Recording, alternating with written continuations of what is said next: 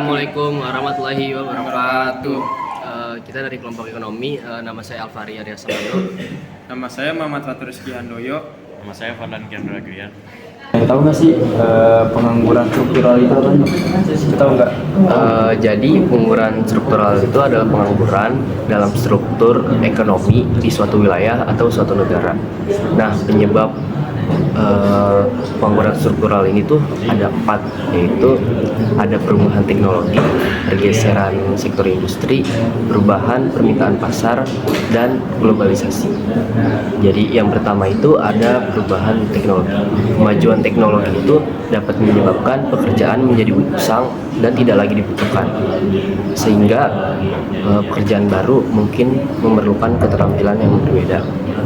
Yang kedua ada pergeseran sektor industri.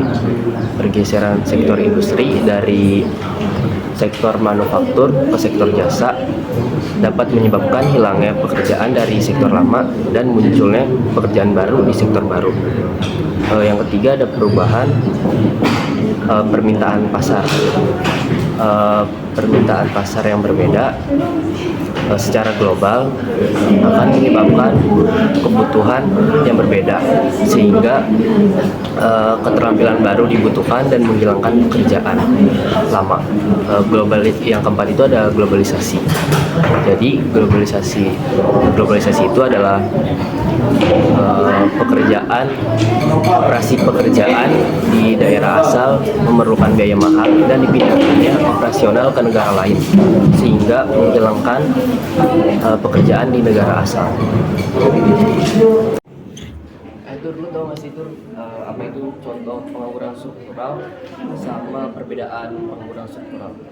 Kalau contoh pengangguran struktural sama kayak perbedaan gitu kayaknya kurang tahu dah. Kayaknya nih Andra nih tahu nih, apa Andra tahu nggak? Jadi jenis pengangguran struktural itu contohnya kayak jenis pengangguran struktural itu disebabkan oleh perubahan dalam struktur ekonomi suatu negara manapun itu gitu ya. Kalau ada perubahan struktural itu bakal ya pasti adalah pergeseran pekerjaan. Misalnya kayak sektor pertanian ke industri atau perkembangan teknologi yang menggantikan tenaga kerja manusia. Kalau itu kan contoh. Kemudian ada yang namanya perubahan. Nah, perubahannya kan kayak pengangguran rasional itu kayak pencarian kerja atau perpindahan antara pekerjaan. Habis itu ada yang namanya pengangguran sikikal. Pengangguran sikikal itu ketika permintaan barang dan jasa menurun dan memaksa perusahaan untuk mengurangi tenaga kerja.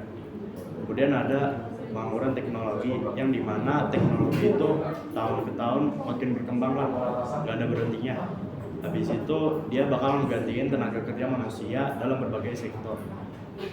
Sedangkan pengangguran struktural itu memiliki sifat itu permanen, yang dimana itu bakal terkait dengan perubahan jangka panjang dalam struktur ekonomi. Perubahan ini bisa disebabkan oleh perkembangan teknologi, perubahan permintaan pasar, atau kebijakan pemerintah dan lain-lainnya.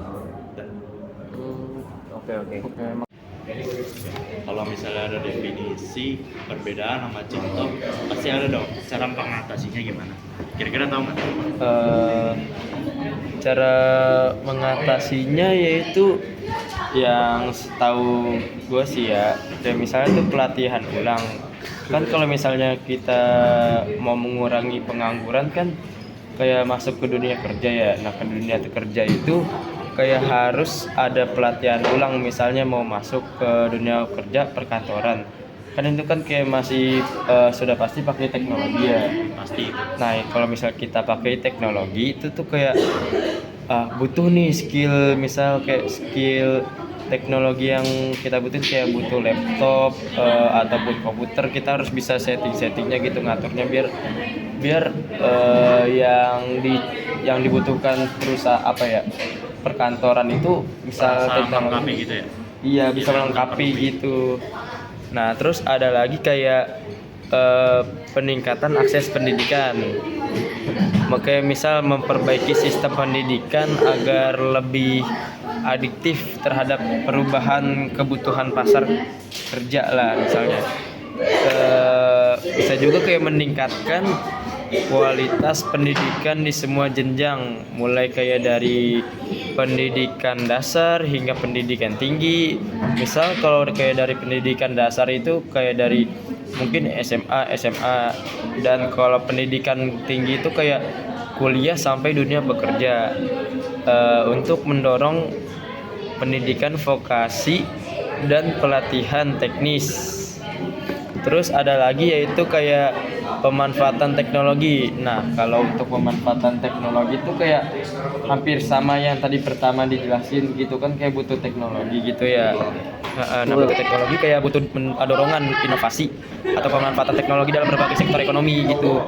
Terus kayak misal nih kayak memastikan masyarakat memiliki akses terhadap teknologi dan keterampilan yang dimaksud itu kayak yang kayak diperlukan untuk beradaptasi dengan perkembangan teknologi gitu. Terus kayak ada dari dukungan pemerintah dan kebijakan. Nah, dukungan dari pemerintah ini tuh sebenarnya paling efektif buat masuk kayak untuk mengurangi pengangguran gitu. Kalau dari dukungan pemerintah yaitu kayak misal merumuskan kebijakan fiskal dan moneter yang mendukung pertumbuhan ekonomi dan penciptaan lapangan kerja. Terus ada lagi kayak desertifikasi industri maaf. Kayak misalnya mendorong perkembangan sektor ekonomi. Terus meningkatkan mobilitas pekerja.